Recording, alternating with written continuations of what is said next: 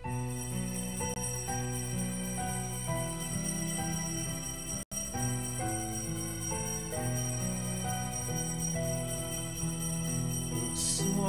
ang aming puso, turuan mong magalang sa bawat pagkukuro, lahat ay makayakap. Buksan ang aming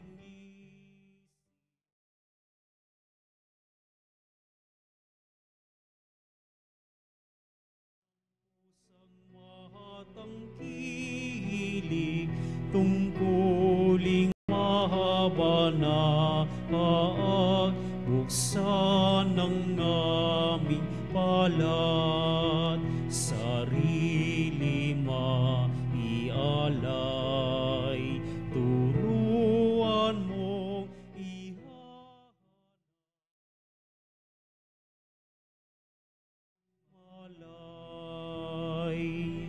Sa ngalan ng Ama at ng Anak at ng Espiritu Santo, Amen. sumainyo ang Panginoon. At sumainyo rin. At mga kapatid, sama-sama tayo magdiwang sa ating banal na piking.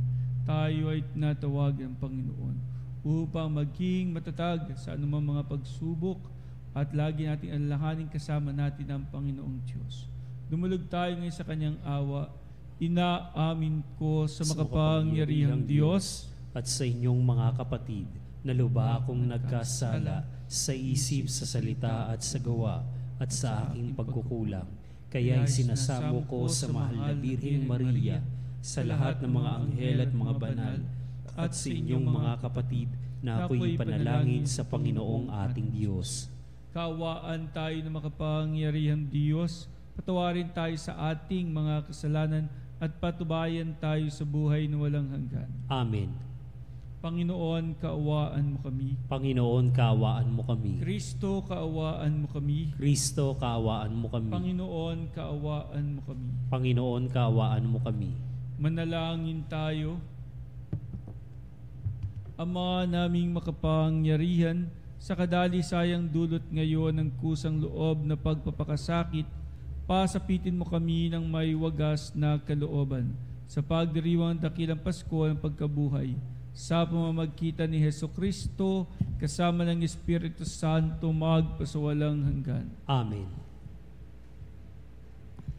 Ang salita ng Diyos mula sa aklat ng Genesis. Mas mahal ni Israel si Jose kaysa ibang mga anak, sapagkat matanda na siya nang ito'y isinilang. Ginawa niya ito ng damit na mahaba at may manggas. Dinamdam ito ng kanyang mga kapatid at ayaw nilang pakisamahang mabuti si Jose. Nasa Sikim ang mga kapatid ni Jose at doon inalagaan ng kawan ng kanilang ama. Sinabi ni Israel, "Kumayak ka at sumunod sa iyong mga kapatid."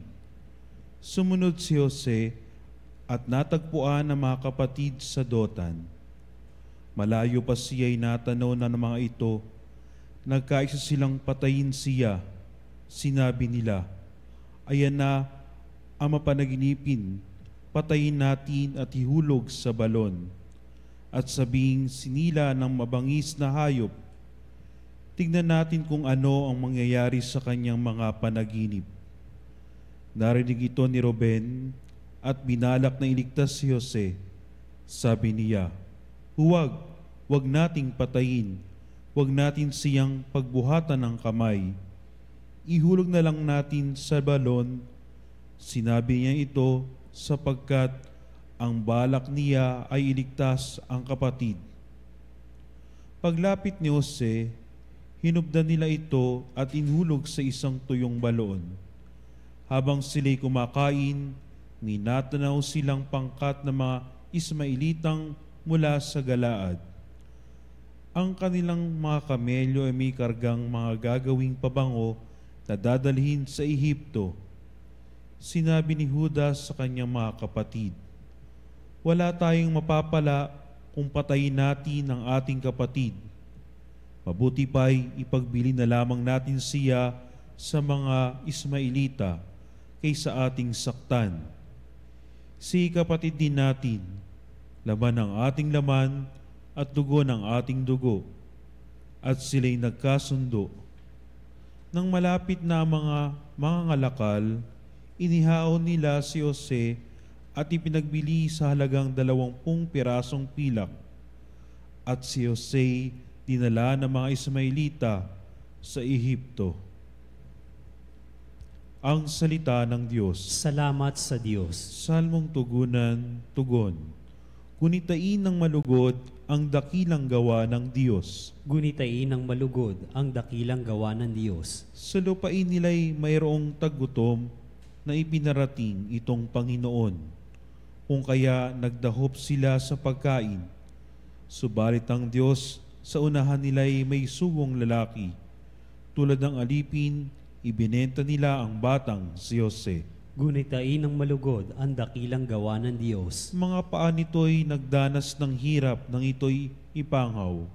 Pati leeg niya'y pinagkwintas ng kolyar na bakal, hanggang sa dumating ang isang sandali na siya'y subukin nitong Panginoon, na siyang nangakong siya'y tutubusin. Gunitain ng malugod ang dakilang gawa ng Diyos. Ang kasingkapan niya'y isang hari. Siyang nagpalaya, pinalaya siya nitong haring ito na namamahala. Doon sa palasyong tahanan ng hari, pinapamahala sa buong lupain. Si Jose ginawa niyang katiwala. Gunitain ng malugod ang dakilang gawa ng Diyos.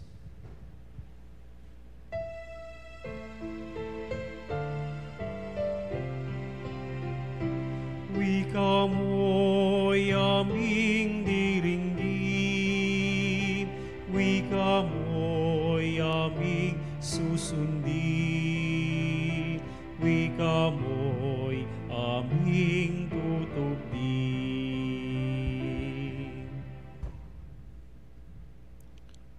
Sumayin niyo ang Panginoon At sumainyo rin. ang mabuting balita ng Panginoon ayon kay San Mateo. Papuri sa iyo, Panginoon.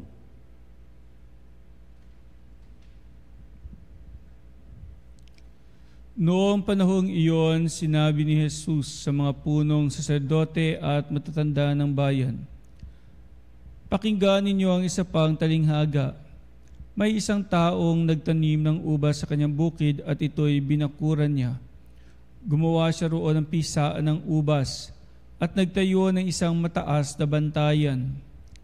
Pagkatapos kanyang iniwan sa mga kasama ang ubasan, at siya'y nagtungo sa ibang lupain. Nang dumating ang panahon ng pitasan, pinapunta na may-ari ng ubasan ng kanyang mga alipin upang kunin sa mga kasama ang kanyang kaparte. Ngunit sinunggaba ng mga kasama ang mga alipin.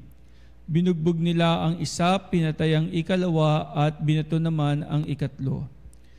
Pinapunta uli na may-ari ang mas maraming alipin, ngunit gayon din ang ginawa ng mga kasama sa mga ito. Sa kahuli-huli ay pinapunta niya ang kanyang anak na lalaki. Igagalang nila ang aking anak, wika niya sa sarili. Ngunit na makita ng mga kasama ang anak, sila'y nag-usap-usap. Ito ang tagapagmana, hali kayo, patayin natin, na mapasa atin ang kanyang mamanahin. Kaya't siya'y sinunggaban nila, inilabas sa ubasan at pinatay. Pagbalik na may-ari ng ubasan, ano kaya ang gagawin niya sa mga kasamahang iyon? Sumagot sila, lilipulin niya ang mga buhong na iyon at paalagaan ang ubasan sa ibang kasama na magbibigay sa kanya ng kaparte sa panahon ng pamimitas. Tinanong sila ni Jesus, hindi pa ba ninyo nababasa ang talatang ito sa kasulatan? Ang batong itinakwil ng mga tagapagtayo ng bahay ang siya naging batong panulukan. Ginawa ito ng Panginoon at ito'y kahanga-hanga. Kaya nga sinasabi ko sa inyo, hindi na kayo ang paghaharian ng Diyos, kundi ang bansang maglilingkod sa Kanya ng tapat. narinig ng mga punong saserdote at ng mga Pariseyo ang mga talinghaga ni Jesus, at naunawaan nilang sila ang pinatatamaan niya. Dadakpin sana nila siya, ngunit natakot sila sa mga tao, sapagkat kinikilala ng mga ito na propeta si Jesus. Ang mabuting balita ng Panginoon. Pinupuri ka namin, Panginoong Hesukristo. Mga kapanalig, sa atin pong natunghayan ngayong ebanghelyo ay napakadaling unawain kung bakit nasaktan ang mga punong saserdote at mga Pariseyo at feel nila na sila ang pinatatamaan nitong talinghagang ito. At ayon nga sa talinghagang ito, ang may-ari ng bukid na ito ay walang iba kundi ang Panginoon Diyos, at iniwan at pinagkatiwala sa kanila nga mismo mga punong saserdote, mga Pariseyo at iba pang mga dalubhasa raw sa kautusan, at gayon din sa mga namamahala. And then, yung mga ipinadalang mga alipin upang kunin ang parte sa kasama, ito ay ang mga propeta na pinadala ng Panginoon. And then, siyempre, sila nga rin ay nakaranas ng pagmamalupit at rejection. Sa bandang huli, ang pinadala ng Diyos ay ang kanyang anak na si Jesus. Subalit ito rin ay kanilang pinatay. So, ganun naman kalinaw para sa mga punong saserdote at mga Pariseyo yung patama na kwentong ito. At bakit ka naman tatamaan at masasaktan kung hindi naman totoo, di ba? Nasaktan ka dahil ibig sabihin noon, bato-bato sa langit, ang tamaan, mabubukulan. Yun ang point dyan. Pag tinamaan ka, siyempre masasaktan ka kasi ikaw mismo iyon. Pero kung wala kang ginagawang masama, hindi ka naman siyempre masasaktan. Nasaktan yung mga punong saserdote at mga Pariseyo, ibig sabihin, totoo. Kaya nga nag-iisip sila ng paraan para isang araw nga ay madakip si Jesus at maparusahan. Subalit tandaan natin na kahit na gaano man kasakit o hirap ang iyong gawin, ang kabutihan ay laging mananaig. Parang ganun yan, Maging sa ating unang pagbasa, kung kayo po'y nakinig sa salita ng Diyos, ay naranasan din ni Jose na sarili mismo mga kapatid ay pagtangkaan siyang patayin at ipagbili. Just imagine na kapatid mo, inaasahan mong mamahalin ka at ipagtatanggol ka, pero sila pa ang nag-isip ng masama laban sa iyo. Dahil sa selos, dahil sa inggit o ano paman. But anyway, lagi nating tandaan, if mangyari man sa inyo, yung mga ganitong pangyayari sa buhay na ikaw ay nasasaktan, na ikaw ay pinarusahan, na ikaw ay pinagpapasa ng maraming hirap ng mga tao na ito na dapat ay nagpapahalaga, nagmamahal at naglilingkod, sabihin mo na lang sa sarili mo ang katotohanan ito, na ang Panginoon, ang Diyos na mapagmahal, bagamat siya ay nagpakasakit, nagpasa ng krus at namatay, ay may muling pagkabuhay. Kaya nga, di ba, ang Kwaresma ay ang tawag natin dito ay 40 araw. 40 araw ng paghahanda para sa Pasko ng pagkabuhay. It doesn't really end every year sa kamatayan lang ni Jesus. There will always be Sabado de Gloria and there will always be Pasko ng kanyang muling pagkabuhay. Kaya't dadaanan natin lahat ng hirap at dusa, subalit alam natin na ang katapusan nito ay kaluwalhatian, ang katapusan nito ay kagalakan. Minsan nga mayroong isang kaibigan ako, naghahanap kami ng jar na gagamitin niyang design sa kanyang garden. Sabi niya, Father, samahan niyo ko. Di sinamahan ko naman. Doon sa isang gawaan nga nitong vase na ito, magkasama kami noon, tatandaan ko, punta kami doon sa amin sa may Santa Cruz Tabang, at pagkatapos ay naghanap kami. May nakahilera doong may nakahilera doon ng mga banga na maliliit, may malalaki. And then sabi ko, ayan pili ka na. Sabi niya sa akin, ikaw nga pili mo ako. Pili ako. Pare-pareho itsura. Sabi ko sa sarili ko, ba't pa ako mamimili? Pare-pareho man ang itsura nila.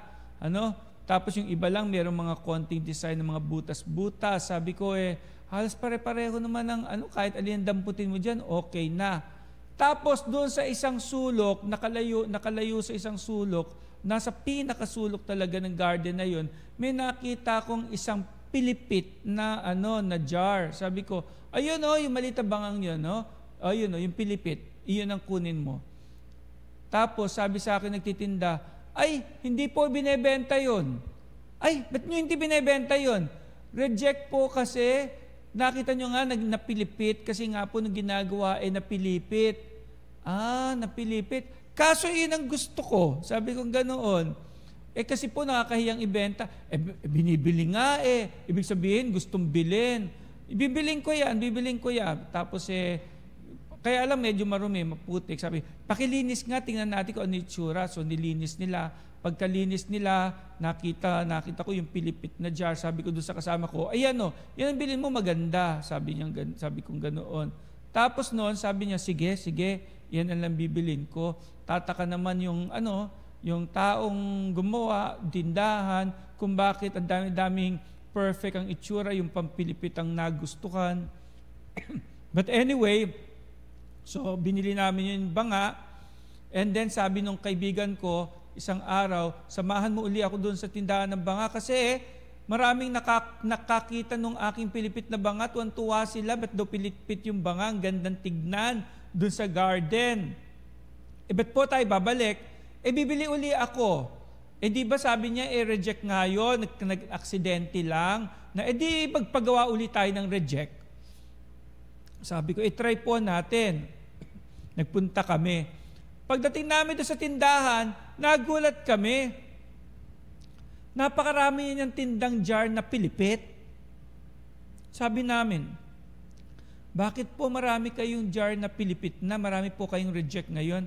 Ay hindi, pinilipit talaga namin yan. Kasi nga po, nung bumili po kayo ditong huli, may naghanap sa amin ng ganung pilipit. Bakit po nalaman may pilipit kayo? Sabi ng kaibigan ko, kasi marami nga nakakakita sa akin. Sabi ko, dito mabibili yun. Dito ko binili yun, kaya nagpupuntahan sa kanya. Yun nga po, lagi po namin tinatanggi, wala na kaming ganoon. Aksidente lang yun. Dahil marami naghahanap, gumawa na po kami. Kaya ayan po ang mga pilipit na jars, na mga banga. Okay. At ang sabi ko, nakakatuwa naman yung nireject, yung binaliwala, yung para sa kanila ay basura na lang, kalat na lang, ito pa pala yung magiging pinakamagandang banga sa lahat. Kaya mga kapatid, tandaan po natin to, kapanalig, ang Panginoong Hesukristo ipinako sa krus.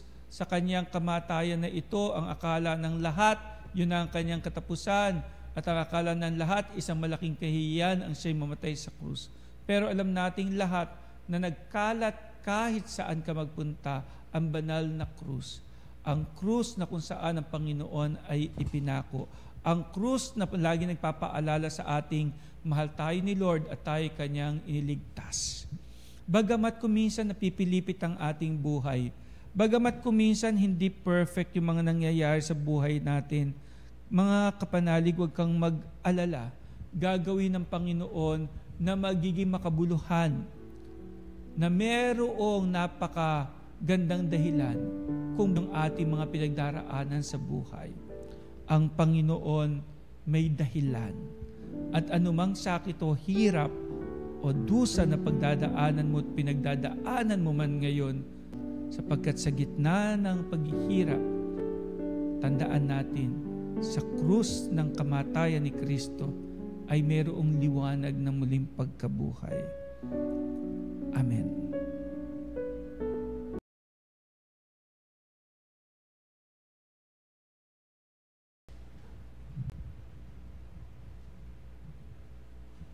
At sama-sama tayong mga kapanalig na dumulog sa awa ng Panginoon. Manalangin tayo. Habang pinagninilayan ang babala sa Ebanghelyo tungkol sa pangailangan mamunga, ihain natin ang ating mga kahilingan sa Diyos Ama. Ating itugon, Panginoon, dinggin mo ang aming panalangin. Panginoon, dinggin mo ang aming panalangin. Ang Santo Papa naway makatanggap ng liwanag, lakas at tulong sa kanyang pag-akay sa simbahan sa mga panahong ito ng kahirapan. Manalangin tayo sa Panginoon. Panginoon, dinggin mo ang aming panalangin. Ang ating mga isipan naway mapuspos ng kapayapaan ng Diyos na naghahatid ng walang hanggang kagalakan at walang katapusang kaligayahan. Manalangin tayo sa Panginoon. Panginoon, dinggin mo ang aming panalangin. Sa ating mga sariling buhay, naway makapagbigay tayo ng bunga ng pag-ibig, pagkapatawad, katarungan at kapayapaan. Manalangin tayo sa Panginoon. Panginoon, dinggin mo ang aming panalangin. Ang mga may sakit at nagdurusa, naway hindi panghinaan ng loob sa gitna ng kanilang dinaranas na mga pagsubok at sa halip ay palakasin ng salita ng Diyos. Manalangin tayo sa Panginoon. Panginoon, dinggin mo ang aming panalangin. Ang mga yumao, naway tumanggap ng kanilang walang hanggang kapahingahan sa iyong kaharian. Manalangin tayo sa Panginoon. Panginoon, dinggin mo ang aming panalangin. Ama namin nasa langit, nagpapasalamat kami sa iyo para sa iyong tapat na pag-ibig. Tulungan mo kami paglingkuran ka ng buong puso at mamuhay ng karapat-dapat sa iyong pagtawag sa amin. Dinadalangin namin ito sa pamamagitan ni Kristo na aming Panginoon. Amen.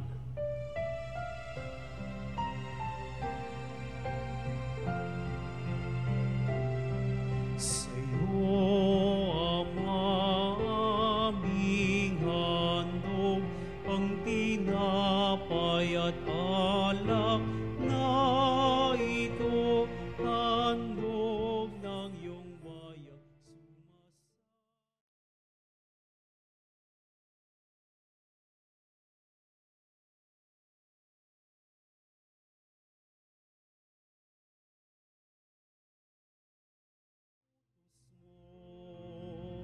Nalulugod akong labis, di masukat ang galak ko at ng aking inibig.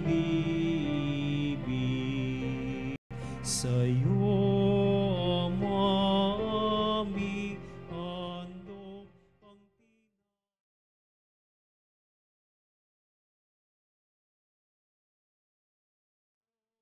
iyong bayan, sumasamo, humihingi ng patawad mo. Manalangin kayo mga kapatid upang ating paghahain ay kalugdan Diyos Ama makapangyarihan. Tanggapin nawa ng Panginoon itong paghahain sa iyong mga kamay sa kapurihan niya at karangalan sa ating kapakinabangan at sa buong sambayanan niyang banal. Ama naming lumikha, pangunahan nawa kami ng iyong kagandaang loob sa aming paghahain bilang iyong mga lingkod upang sa matapat na pamumuhay kami maitaguyod. Sa pamamagitan ni Hesukristo kasama ng Espiritu Santo magpasawalang hanggan. Amen. Sumainyo ang Panginoon at sumainyo rin. Itaas sa Diyos ang inyong puso at diwa. Itinaas na namin sa Panginoon. Pasalamatan natin ang Panginoong ating Diyos. Marapat na siya'y pasalamatan. Ama naming makapangyarihan, tunay ngang marapat na ikaw ay aming pasalamatan sa pamamagitan ni Hesukristo na aming Panginoon. Sa pagbabakasakali mong kami bubuti, isinugong mo si Hesukristo papangunahan kami bilang pagsunod sa iyong atas na bigay. Pinahayag ng iyong anak ang iyong kalooban na ang mga apitdukha ay kanyang damayan. Ngayon ay iyong inihahandog ang pagkakataong aming maisaloob ang kanyang ganap at kusang paglilingkod upang sa iyo lagi kaming makasunod. Kaya kaisa ng mga anghel nagsisiawit ng papuri sa iyo nang walang humpay sa kalangitan, kami nagbubunyi sa iyong kadakilaan.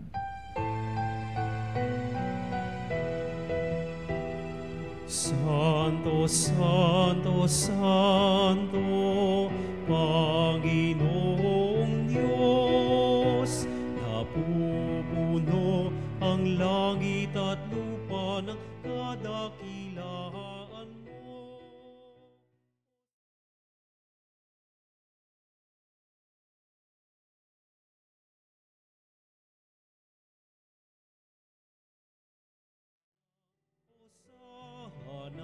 Hosana sa kaitaasan, pinagpala ang naparirito sa ngalan ng Panginoon.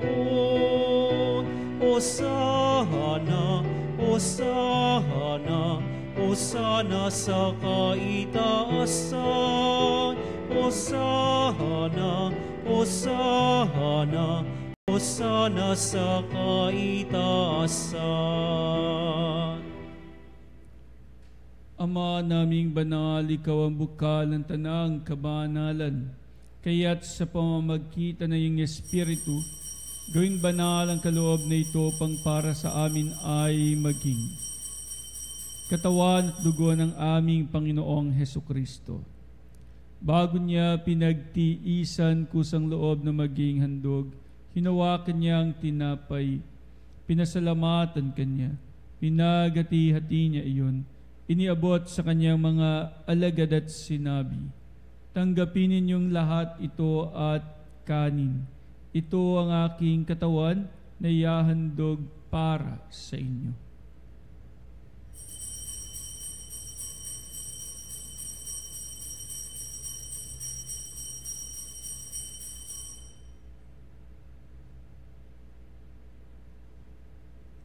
Gayon din naman, matapos ang hapunan, hinawakan niya ang kalis.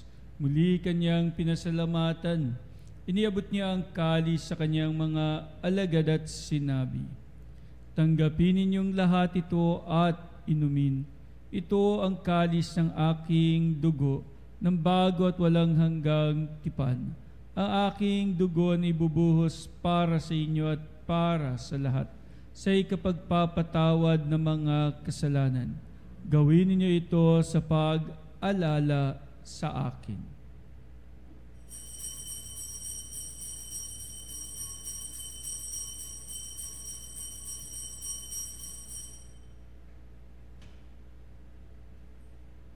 Ang misteryo ng pananampalataya. Sa krus mo at pagkabuhay, kami natubos mong tunay. Poong Jesus, naming mahal, iligtas mo kaming tanan. Poong Jesus, naming mahal, ngayon at magpakailanman. Ang mga ginagawa namin ngayon ng pag-alala sa pagkamatay at muling pagkabuhay ng iyong anak, kaya tiniaalay namin sa iyo ang tinapay na bibigay buhay at ang kalis sa kakaloob ng kaligtasan. Kami nagpapasalamat dahil kami iyong minarapat at tumayo sa harap mo para maglingkod sa iyo. Isinasamo namin kami magsasalo-salo sa katawan at dugo ni Kristo ay mabuklod sa pagkakaisa sa pamamagitan ng Espiritu Santo. Ama, lingapin mo ang iyong simbahang laganap sa buong daigdig. Puspusin mo kami sa pag-ibig, kaisa ni Francisco naming Papa, ni Onesto naming Obispo at ng Tanang Kaparian. Alalahanin mo rin ang mga kapatid naming nahimlay na may pag-asang sila'y muling mabubuhay. Gayon din ang lahat ng mga pumanaw, kaawaan mo sila at patuloyin sa iyong kaliwanagan. Kaawaan mo at pagidapatin kaming lahat na makasalo sa iyong buhay na walang wakas. Kaisa ng mahal na Birheng Maria, Ina ng Diyos, ng kanyang kabiyak ng puso si San Jose. Kaisa ng mga apostol at ng lahat ng mga banal na namuhay dito sa daigdig ng kalugod-lugod sa iyo. May pagdiwang nawa namin ang pagpupuri sa ikararangal mo sa pamamagitan ng iyong anak na aming Panginoong Hesukristo. Sa pamamagitan ni Kristo, kasama niya at sa kanyang lahat ng parangal at papuri sa iyo, Diyos Ama makapangyarihan, kasama ng Espiritu Santo magpasawalang hanggan. Amen. Amen.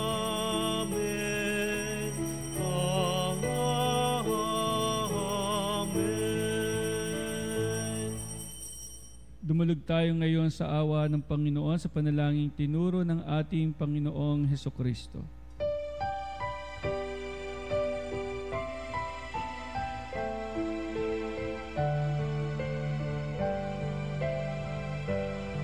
Ama namin, sumasalangit ka, sambahin ang ngalan mo, mapasa amin ang kaharian.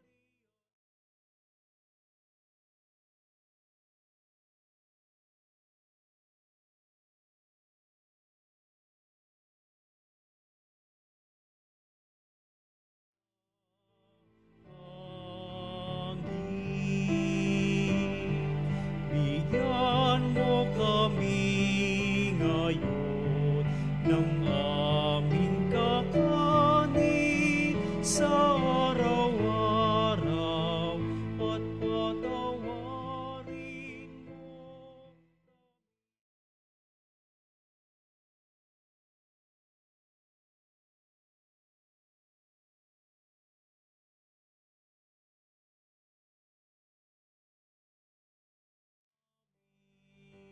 Sa nagkakasahala sa amin, at huwag mo kaming ipahin dulot sa tukso, at yadya mo kami sa lahat ng masama. Niling namin kami adya sa lahat ng masama, pagkalooban ng kapayapaan araw-araw, iligtas sa kasalanan at layo sa lahat ng kapahamakan, samantalang aming pinanabikan dakilang araw ng pagkapahayag ng tagapagligtas naming si Hesukristo. Sapagkat sa iyong kaharian at ang kapangyarihan at ang kapurihan magpakailanman. Amen. Panginoong Hesukristo, sinabi mo sa iyong mga apostol, kapayapaan ang iniiwan ko sa inyo, ang aking kapayapaan na binibigay ko sa inyo. Tunghayan mo ang aming pananampalataya at wag ang aming mga pagkakasala. Pagkalooban mo kami ng kapayapaan at pagkakaisa ayon sa iyong kalooban, kasama ng Espiritu Santo magpasawalang hanggan. Amen. Ang kapayapaan ng Panginoon ay laging sumainyong lahat. At sumainyo rin. Magbigayan po tayo ng kapayapaan sa isa't isa. Peace be with you, kapayapaan po sa bawat isa.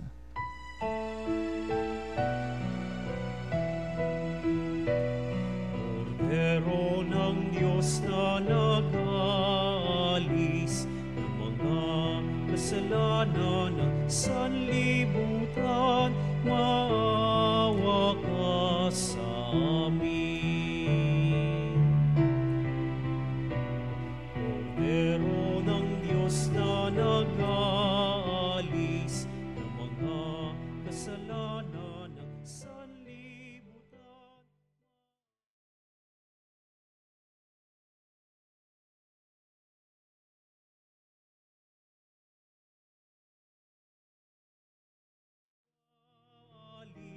ng mga kasalanan ng sanlibutan, ipagkaloob mo sa amin ang kapayapaan.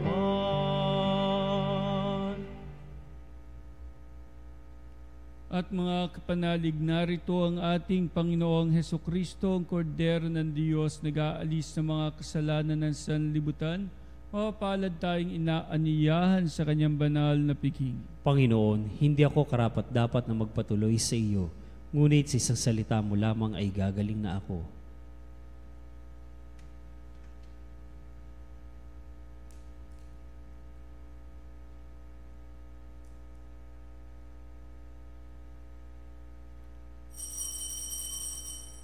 Mga kapanalig, ating dasalin ang komunyong espiritual. O Jesus, nananalig ako sa pananahan mo sa kabanal-banalang sakramento. Minamahal kita higit sa lahat at hangad ka ng aking kaluluwa. Hindi ko man matatanggap ngayon ang iyong katawan at dugo, inaasahan ko na patuloy kang mamumuhay sa aking puso. Naniniwala ako na narito ka at kaisa ka ng aking buong pagkatao. Huwag mong ipahintulot na mawalay ako sa iyo. Amen. Panalangin sa Birhen ng Katotohanan. O Birhen ng Katotohanan, Ina ni Jesus, ang nagkatawang taong salita. Salamat sa iyo.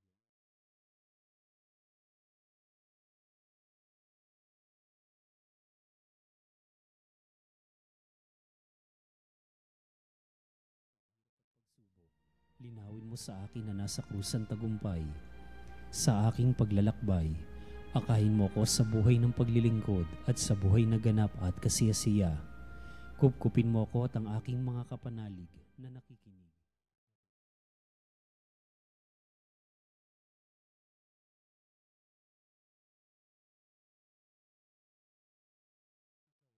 Katotohanan at ikaw ang buhay. Iligtas mo kami. Amen.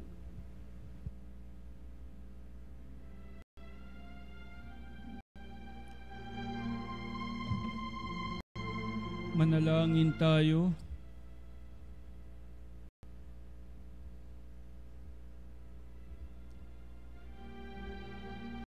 Naming mapagmahal, pagkatanggap namin sa banal na pakikinabang, marapatin mong tahakin namin at sapitin ang kaligtasang iyong binibigay sa amin.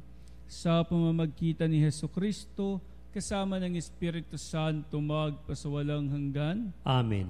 Sumainyo ang Panginoon At sumainyo rin. pagpalain kayong lahat ng ating mapagmahal na Diyos, Ama at Anak at Espiritu Santo. Amen. Humayo kayong taglay ang pagmamahal at habag ng Panginoon. Salamat sa Diyos.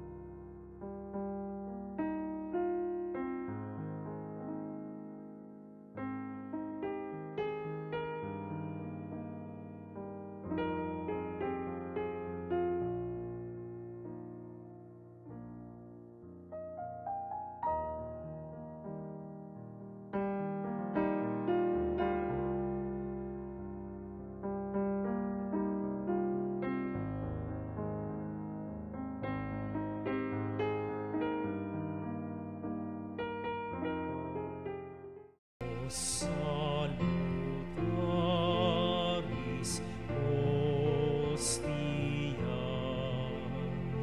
quae celi panis hostium,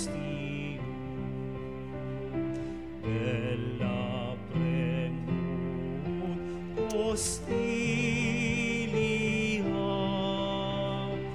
narobur per auxilium, unitrino et Domino, sit sempiterna gloria, vivitam sine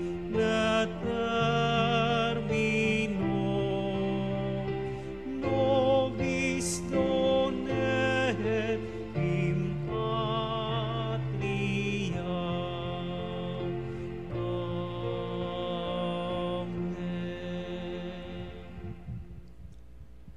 Mga kapanalig, bilang isang bayang tinawag ng Ama kay Hesukristo na pinagbuklod sa iisang katawan, tayo manikluhod at sumamba sa Panginoong Hesukristo sa kabanal-banalang sakramento sa altar. Sa sandaling ito ng pagpupuri at pagsamba sa banal na sakramento, alalahanin natin ang ating mga kapanalig na kasama natin ngayong nakikinig at nakasubaybay sa ating himpilan.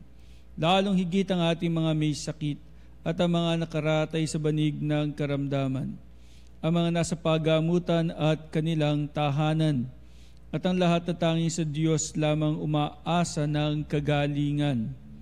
Gayon din ipanalangin natin ang mga nanghihina sa kanilang pananampalataya, ang mga nakararanas ng matinding kalungkutan, takot at pangamba, ang mga nawawala ng pag-asa at lakas ng loob.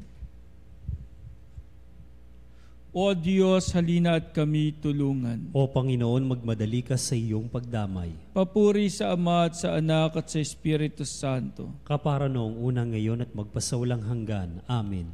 Purihin ang makapangyarihang Ama na nagsugo sa kanyang bugtong na anak upang tayo'y maipagkasundo sa Kanya. Pinupuri ka namin ngayon at kailanman. Purihin ang Panginoong Hesukristo, ang Kordero ng Diyos, na nag-alay ng kanyang katawan at dugo bilang pagtubos sa sala ng tanan. Pinupuri ka namin ngayon at kailanman.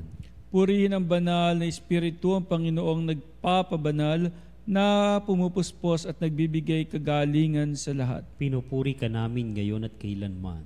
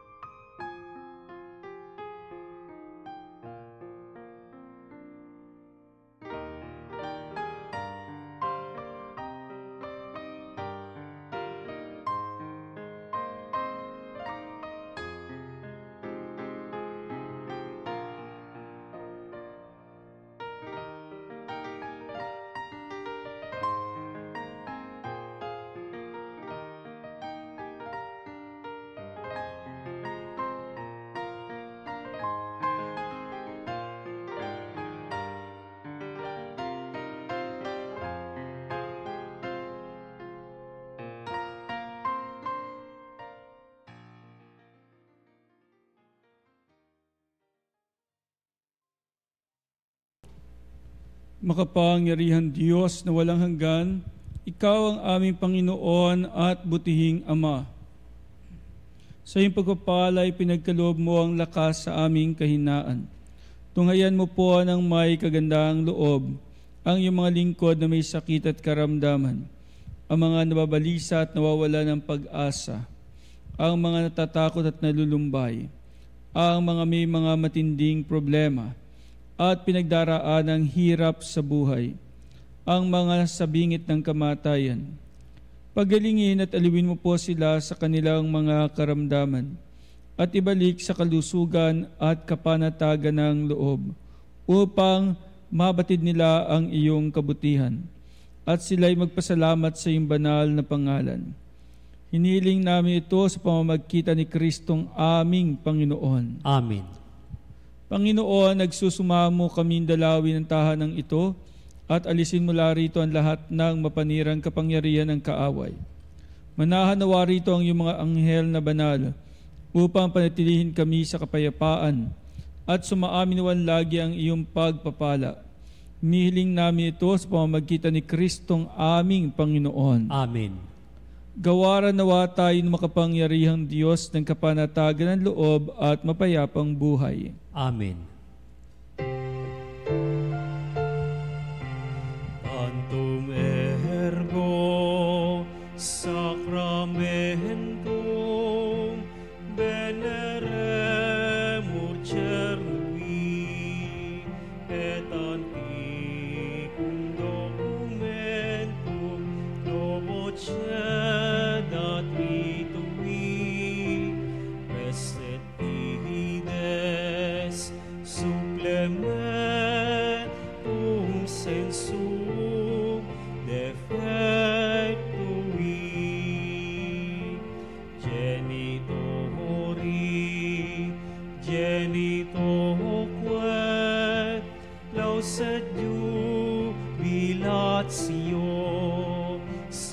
so, Lor virtus quoque sit et benedictio, procedenti, labor troque comparsit laudatio.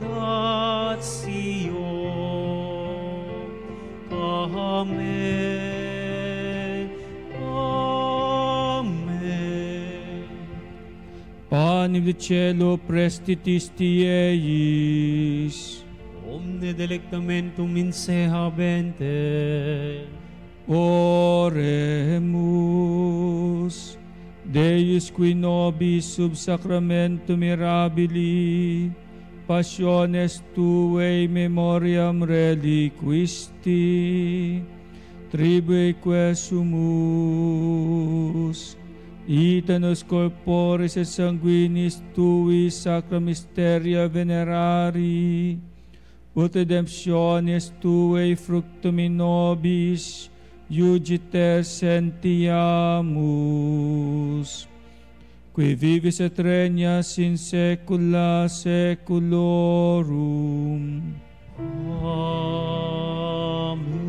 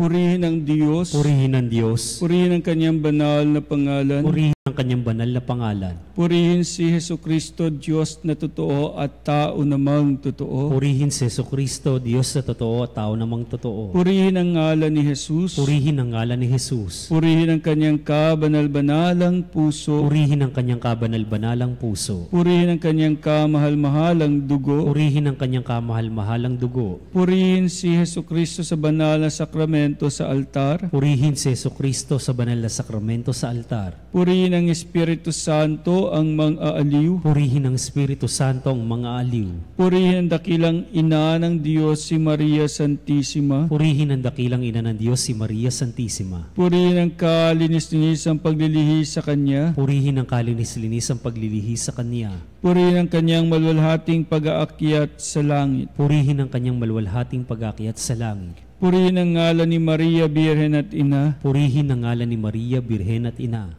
purihin si San Jose ang Kanyang kalinis-linisang esposo, Purihin si San Jose ang kanyang kalinis-linisang esposo. purihin ang Diyos sa Kanyang mga anghel at mga santo, Purihin ang Diyos sa kanyang mga anghel at mga santo.